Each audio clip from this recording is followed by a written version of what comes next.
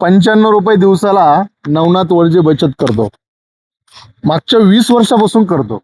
आणि आता ह्या वर्षी 2026 मध्ये तो 14 ते 15 लाखाचा मालक होणार आहे. ऐकूया आपण त्याच्याकडून त्याची कहाणी. नवनाथ, काय सांगशील इतर ग्राहकांना? काय नाही, बरेच हप्ते वगैरे चांगले वेळोवेळी.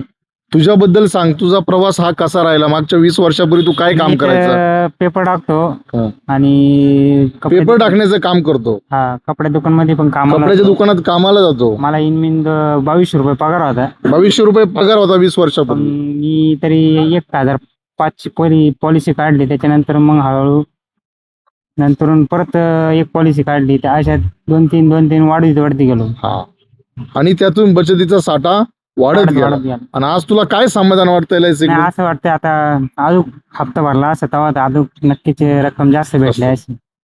धन्यवाद. LIC बद्दल एकंदरीत तू समाधानी आहे? हा, समाधानी, खूप धन्यवाद. समाधानी.